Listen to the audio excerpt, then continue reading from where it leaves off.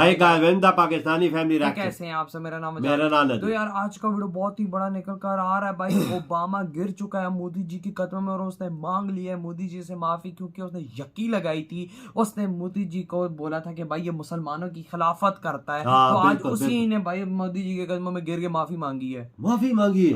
Obama ने ये तो पहले करते हो मेरे भाई साहब। ये क्या सीन हुआ है, तो खड़ा ऑन करते स्टार्ट। इस समय की सबसे बड़ी अपडेट अमेरिका और भारत को लेकर आ रही है और ये न्यूज अपडेट पिछले अमेरिका के प्रेसिडेंट बराक ओबामा की एक स्टेटमेंट से लिंक्ड है। इस वीडियो में हम डिस्कस करेंगे कि व्हाइट हाउस के एक सीनियर ऑफिशियल ने भारत के अंदर ह्यूमन राइट की कंडीशन को लेकर क्या बोला है और उनकी ये स्टेटमेंट किस तरह से भारत और अमेरिका के जो आपस में बायलैटरल टाइज हैं उनकी करंट स्टेट और जो भारत और अमेरिका के बीच इक्वेशन है उसको किस तरह से शोकेस करती है, जो कि बराक ओबामा ने जो भारत को लेकर बातें बोली थी उससे बिल्कुल ऑपोजिट है। इसके साथ ही हम ये भी चर्चा करेंगे कि व्हाइट हाउस के सीनियर ऑफिशियल ने भारत के बारे में क्या बोला और प्रधानमंत्री मोदी के आने के बाद भारत और अमेरिका के रिश्तों में जो बदलाव आए हैं उसको लेकर उन्होंने क्या स्टेटमेंट दी है। लेकिन ये सब डिस्कस करने से पहले अगर आपने हमारे चैनल इंडियन अफेयर्स को अब तक सब्सक्राइब नहीं किया है तो प्लीज आगे बढ़ने से पहले सब्सक्राइब कर दें और हमारी सभी वीडियोस की नोटिफिकेशन के लिए बेल आइकन को दबाना न भूलें।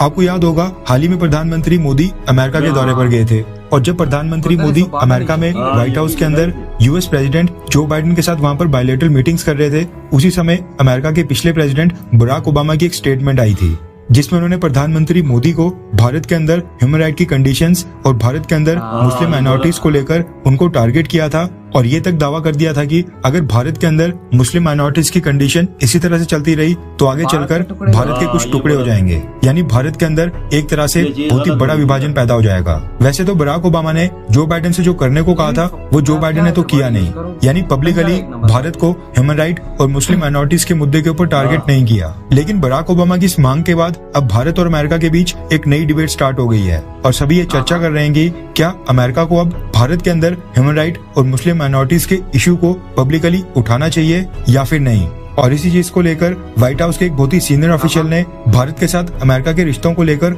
एक स्टेटमेंट दी है। अब रेफरेंस के लिए आपकी स्क्रीन के ऊपर द टाइम्स ऑफ इंडिया के आर्टिकल का स्क्रीनशॉट है। दरअसल अमेरिका के अंदर एक यूएस नेशनल सिक्योरिटी काउंसिल है और उसमें जो इंडो पैसिफिक अफेयर्स के कोऑर्डिनेटर हैं उनका नाम है कर्ट कैम्पबेल। उन्होंने पिछले कल भारत के अंदर डेमोक्रेसी यानी लोकतंत्र को कैसे चलाना है या फिर भारत के अंदर ह्यूमन राइट के मसले के ऊपर एक स्टेटमेंट दी है जिसमें उन्होंने कहा है कि लोकतंत्र को भारत को कैसे चलाना है या फिर मानव अधिकारों के मसले के ऊपर अमेरिका ना ही भारत को लेक्चर यानी ज्ञान दे सकता है और ना ही अमेरिका को देना चाहिए। अब अगर हम कर्ट कैम्पबेल के बारे में बात करें तो वो जो बाइडेन एडमिनिस्ट्रेशन में एक बहुत ही प्रोमिनेंट पोजीशन के ऊपर है और जो बाइडेन एडमिनिस्ट्रेशन के बहुत ही सीनियर और एक्सपीरियंस्ड लीडर माने जाते हैं। उन्होंने पिछले कल भारत और अमेरिका के संबंधों के ऊपर एक बयान देते हुए कहा कि भारत और अमेरिका दोनों ही देश परफेक्ट नहीं है, दोनों देशों में ही कुछ कमियां हैं, इसलिए अमेरिका को भारत को कुछ लेक्चर करने की बिल्कुल भी जरूरत नहीं है। उनके इस बयान को ओबामा की स्टेटमेंट से जोड़कर देखा जा रहा है। उन्होंने कहा कि मुझे लगता है कि बाइडेन एडमिनिस्ट्रेशन भारत को सलाह देने की कोशिश में था कि इंडिया अपने फुल पोटेंशियल के ऊपर काम करे और भारत को कई फ्रंट के ऊपर बाकी देशों के लिए एक एग्जाम्पल बनना है, यानी भारत को एक उदाहरण बनना है। और ये मैसेज बहुत ही सम्मान के साथ जो बाइडेन ने भारत के प्रधानमंत्री को दे दिया भी। कर्ट कैम्पबेल ने आगे कहा कि मैं भारत और अमेरिका के संबंधों में पिछले 30 सालों से इन्वॉल्व हूँ और पिछले 30 सालों से मैं भारत और अमेरिका के संबंधों के ऊपर काम कर रहा हूँ और मैं आपको बता सकता हूँ कि प्रधानमंत्री नरेंद्र मोदी के आने से पहले भारत और अमेरिका के बीच जो ट्रस्ट और कॉन्फिडेंस था वो बिल्कुल अलग था, जो कि प्रधानमंत्री मोदी के वॉशिंगटन आने के बाद बहुत ही बढ़ गया है। उन्होंने भारत के प्रधानमंत्री मोदी की तारीफ करते हुए कहा कि दुनिया के सभी लोकतांत्रिक तरीके से चुने गए लीडर्स में से प्रधानमंत्री मोदी अभी तक अपने कार्यकाल के दौरान इस धरती के ऊपर सबसे इफेक्टिव, सक्सेसफुल और पॉपुलर लीडर हैं। उनके पास भारत को 21वीं शताब्दी में स्थापित करने का बहुत ही वास्तविक और क्लियर एजेंडा है। कर्ट कैम्पबेल ने आगे कहा कि हर एक सोसाइटी और अमेरिका में भी और भारत में भी काफी चैलेंजेस होते हैं, अपनी अपनी प्रॉब्लम्स होती हैं, लेकिन मैं ये कहना चाहता हूँ कि प्रधानमंत्री मोदी और जो बाइडेन ने उनके बारे में और अपने मतभेदों के बारे में बहुत ही गहन चर्चा की है। और ये अब कोई सीक्रेट नहीं है कि भारत इस समय ग्लोबल स्टेज के ऊपर दुनिया का सबसे ज्यादा पसंद किया जाने वाला देश है। इस समय दुनिया के तमाम देश भारत के साथ अपने संबंधों को मजबूत करना चाहते हैं और भी गहरा करना चाहते हैं।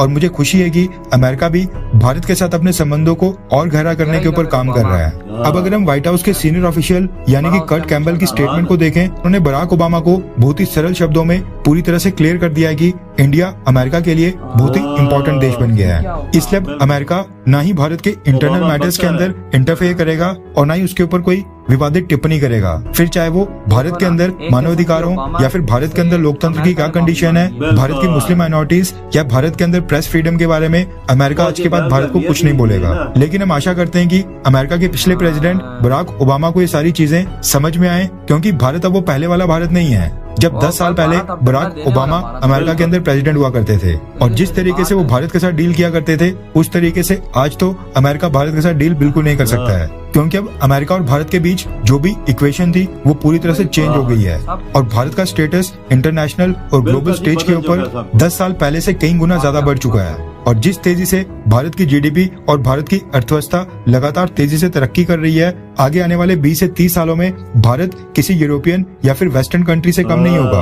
और जो बाइडेन एडमिनिस्ट्रेशन को ये चीज अच्छे से पता है कि इन सब चीजों से अमेरिका को भी भारत के साथ अच्छे रिलेशनशिप रखने से बहुत ही फायदा होगा। इसलिए अच्छा ही होगा कि अमेरिका के पिछले प्रेसिडेंट बराक ओबामा भारत के बारे में जब भी कुछ बोले तो ये सारी चीजें वो पहले से कंसीडर कर लें और उसके बाद ही सोच समझ कर वो भारत के बारे में कोई स्टेटमेंट दे। बेरोजगार आदमी है ये तो बकता रहता है। लेकिन भाई अमेरिका ने एक किस्म का आकर इसके मतलब इस जो बयान बकचोदी पेली थी उसके लिए आकर अमेरिका ने एक किस्म की भारत से माफी मांगी है। बिल्कुल ये जो बोला है गलत बोला, उन्होंने ये बात बोली कि भाई हम कौन होते हैं भारत को बोलने वाले कि भाई उनके देश में ये मसला है, तो ये कहता हमारा कोई हक नहीं बनता। खुद बोल दिया और ये बात क्लियर कर दी कि जो भी ओबामा के बच्चे ने बोला था ये बकचोदी पेली थी। बिल्कुल खुद भाई इसने अपने टाइम पे 26,000 बम गिराया था। वो उस टाइम तो कुछ नहीं था, उस टाइम तो भाई ये था। और भाई मिनॉरिटीज की बात करता है, इस काले कलोटे ने नहीं देखा था कि भाई साहब अमेरिका में जब मोदी जी लैंड हुए थे, हजारों मुसलमान, हजारों हिंदू, हजारों सिख आए थे मोदी जी का स्वागत करने,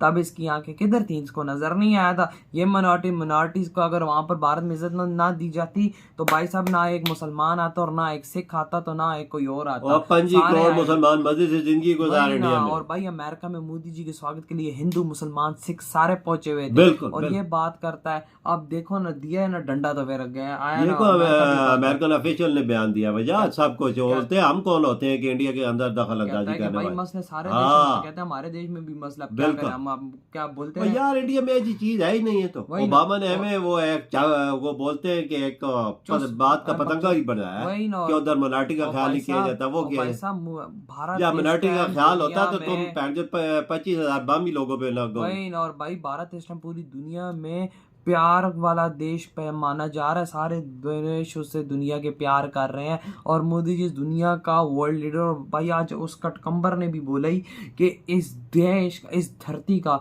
सबसे इफेक्टिव बंदा सिर्फ मोदी जी। ये देखो कितनी बड़ी बात है इस धरती का। और इनको डंडा गया है ना भाई। भारत ने भी बोला था ना कि जयशंकर जी ने भी बोला, सबने बोला था कि तुम कौन होते हो बात करना। कहते हैं यहाँ पर सबको राइट दिए जा रहे हैं, तुम्हें सॉरी बोलना होगा। और आज उनका बयान भी बिल्कुल आ गया, बिल्कुल बजा दे। उन्होंने बोला हम कोई नहीं होते आपके अंदर मुदाखलत करने वाले। जो काले कलोटे ने बोला वो एक उसने बकचोदी पेली है। भाई जो भी है वो आप लोगों के देश में सही चल रहा है। और भाई मोदी जी लोकतंत्र के हिसाब से सबसे दुनिया के बड़े लीडर। ओबामा जब वजीर प्रेसिडेंट था वो और बात ही ना वजह, अब इंडिया और है 10 साल गुजर चुके हैं। अब आंखों में आके डाल के बात करता है इंडिया। हाँ, और आगे अमेरिका 4-5 सालों बाद किसी यूरोपियन की जगह इंडिया में बैठा होगा। ये मेरी बात याद रखना। क्या बैठा होगा ये इंडिया? यार यूरोप की जगह एक बात बताओ आप मुझे, यूरोप की देशों की इकोनॉमी तो भाई भारत के साथ मिलती नहीं है। इकोनॉमी मेरी बात हो बीट कर सकता है ना, पहले नंबर पे आ सकता है, दूसरे पे आ सकता है। अभी तीसरे पे ऑलरेडी भारत चल रहा है।